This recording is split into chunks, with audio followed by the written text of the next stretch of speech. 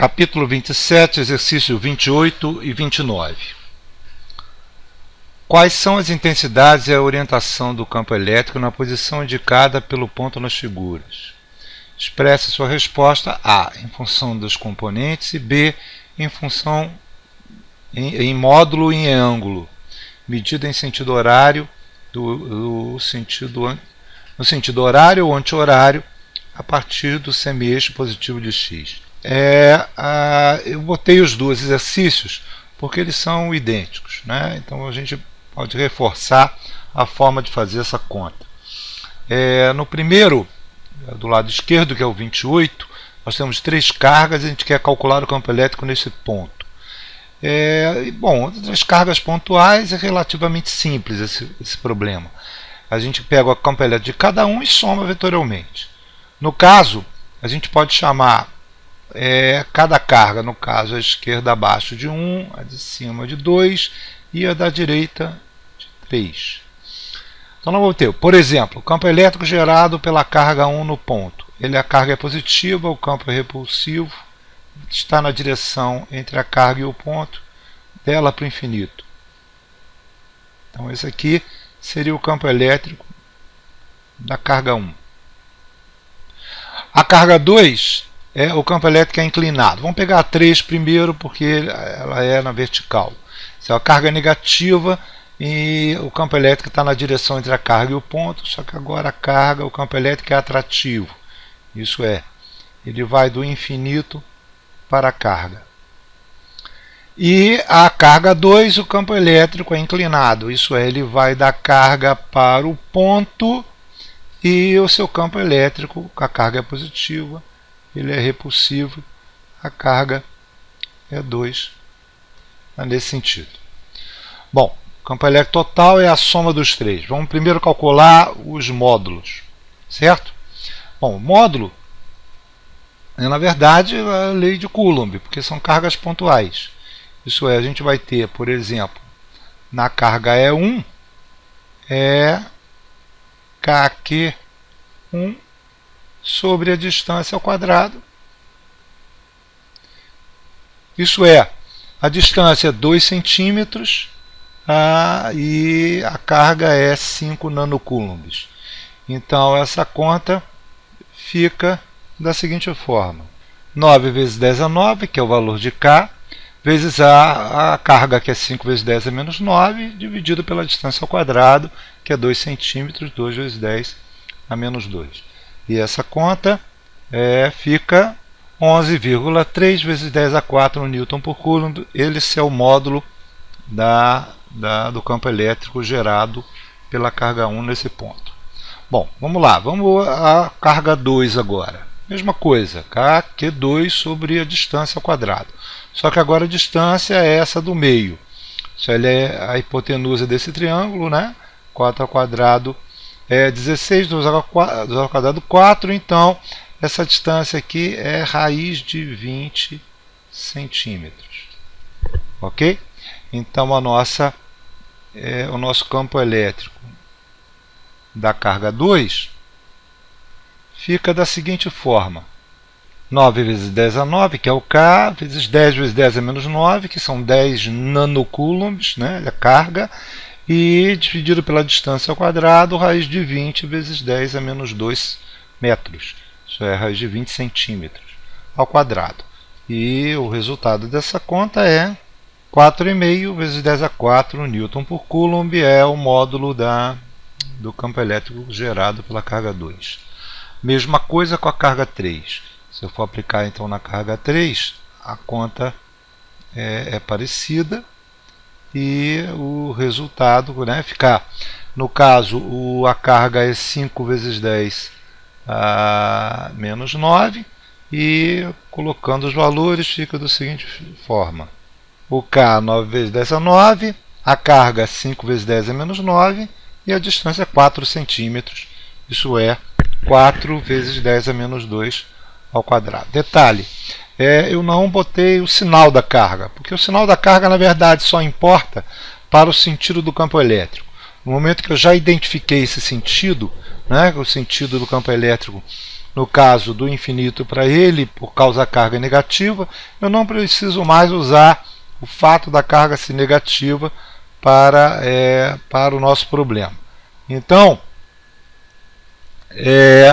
o resultado fica 4,0 vezes 10 a 4 Newton por Coulomb. Esse é um módulo do campo elétrico da carga 3. Bom, o problema agora é somar as três cargas. O que a gente faz? O campo elétrico 1 já está no eixo horizontal. Né? A gente estabelece o nosso sistema de coordenadas, coloca o nosso eixo X na horizontal e o Y na vertical, colocando a carga, no caso o ponto, digo, na origem do eixo, e o campo elétrico E1 já está na direção X, o campo elétrico E3 já está na direção Y, o que a gente precisa só é pegar as componentes do campo elétrico E2. No caso, o ângulo entre o campo E2 e o eixo horizontal é θ. A componente E2 vai somar com E1 para a componente X e a componente Y vai subtrair com E3, certo? Bom, para calcular, no caso nosso EX, no caso é 2x, nós teremos o seguinte: isso é igual a E2 cosseno do ângulo entre eles. Esse ângulo é igual a esse, certo? Quem é o cosseno do ângulo nesse triângulo? É 2 dividido por raiz de 20, certo? E o seno é 4 dividido por raiz de 20. Então é isso que a gente vai usar. Então a conta fica da seguinte forma: 4,5 vezes 10 a 4, que é o valor do E2, vezes 2 por raiz de 20, isso me dá 2,0 vezes 10 a 4 Newton por Coulomb. Só fazer uma correção na conta, que eu copiei errado. O valor aqui do E3 não é 4 não. Ele é na verdade 2,8. Então, o resultado dessa conta é 2,8 vezes 10 a 4 newtons por Coulomb. Certo? Aqui o E2y vai no mesmo caminho e fica E2 seno de θ. E a conta é a seguinte: 4,5 vezes 10 a 4 vezes 4 por raiz de 20, que é o seno de θ. O seno de θ é 4 dividido pela hipotenusa, que é a raiz de 20. Isso nos dá 4,0 vezes 10 a 4 newtons por Coulomb. Bom, agora o componente X do campo elétrico total vai ser, na verdade, 1 mais 2x. E essa conta fica 13,3 vezes 10 a 4 Newton por Coulomb. E a componente Y total fica E3 menos E2. Né? O E3 é 2,8, o E2y, digo, o E2y é 4, isso significa que 4 fica maior que 2,8 e a componente y vai ficar para baixo. Então seria E3 menos E2y, que nos dá menos 1,2 vezes 10 a 4 Newton por Coulomb. Isso é negativo porque está no sentido negativo do y. Bem, bom, agora a gente sabe a componente x e y, tem condição de montar o vetor, como são as componentes, né? Do jeito que está aqui, e agora só falta o módulo e o ângulo. Né? E o módulo e o ângulo, a gente pega o módulo, no caso, o nosso campo elétrico vai ser a raiz de x ao quadrado mais y ao quadrado, que fica 13,4 vezes 10 a 4 Newton por Coulomb. E o ângulo a gente calcula com a tangente do ângulo, né, da soma é, na verdade, o y pelo EX. Por quê? Porque a soma dos três vetores, né, vai me dar um vetor, por exemplo, nessa direção. Esse seria o campo elétrico. E esse aqui é o ângulo alfa. Então seria y dividido por x vai me dar a tangente de alfa. Componente posta pela adjacente. E esse valor é de 0,09 e sendo alfa, então, um ângulo de 5 graus. 5 graus é simplesmente porque a componente x é bem maior do que a componente y, pelo menos 10 vezes maior, né? Então fica um ângulo bem pequeno, partindo para o sentido anti-horário, não, o sentido horário a partir do eixo positivo. Ok? Vamos agora ao problema 29. Basicamente o problema 29 é idêntico ao 28. Né? Inclusive, o módulo do que a gente chama de carga 1, que é o equivalente à carga 1 no 28, e o módulo da carga 2, que é o equivalente a 2 no 28, são idênticos. Então os módulos são idênticos. Só vai mudar a carga 3.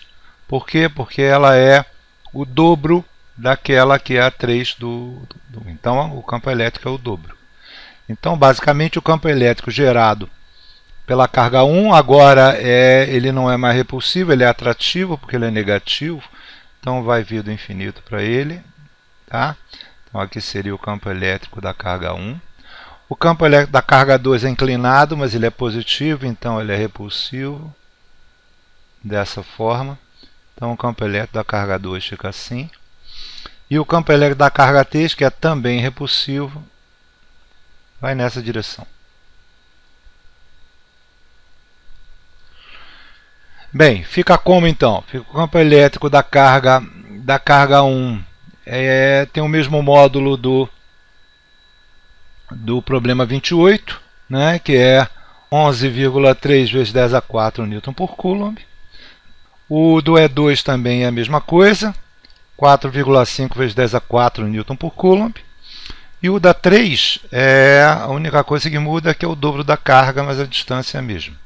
Então seria o dobro da 3 no caso desses 28. E fica em 5,6 vezes 10 a 4 Newton por Coulomb. É o módulo do campo elétrico 3, da carga 3. Bem, o processo é basicamente o mesmo. Considerando ainda os vetores x e y na direção que a gente colocou no 28, que seria essa aqui, o campo elétrico x vai estar agora no sentido negativo e o campo elétrico y vai ser a subtração dos dois. Então, a componente x fica a soma de x, 2x, mas é 2, é 3. E a componente y fica 2y, não. Só que tem um detalhe. A componente x, no caso do problema 28, ela está na direção da distância de 2 centímetros, a distância menor. E a y está na distância maior, 4. Aqui é o contrário. A x está 4 e a y está 2. Então as componentes são as mesmas. Só que, no caso, a componente y é 2 e a componente x é 4. No nosso caso, então, aqui é 2y e aqui é 2x. Dessa forma, a nossa componente x é o quê? É a soma de E3 com a componente x, que é 4. Então, o valor fica 9,6 vezes 10 a 4 newtons por Coulomb é a componente x. E a componente y, no caso, fica o E1, que é 11,3 menos 2. Então a componente y vai resultar em 9,3 vezes 10 a 4 Newton por Coulomb em módulo. Aqui vale ressaltar que tanto a componente x como a y agora estão no sentido oposto ao eixo estabelecido. Então, na verdade, se eu for colocar a componente em termos do vetor é x, ele está na direção menos i. E se eu vou colocar a componente é y, está na direção de menos j. Então, os dois vetores estão no sentido oposto ao eixo, né? Bom, no caso do 29, o módulo do campo elétrico fica a raiz quadrada do módulo quadrado de x, do quadrado de x mais y ao quadrado, e essa conta fica 13,4 vezes 10 a 4 newtons por coulomb. Esse seria o módulo do campo elétrico, não é isso? E o ângulo, se vocês perceberem, vão perceber facilmente de que as duas componentes são bem próximas uma da outra. Então a gente pode dizer que é aproximadamente 45 graus. 45 graus que fica, na verdade, o ângulo fica, nosso campo elétrico está aqui, né?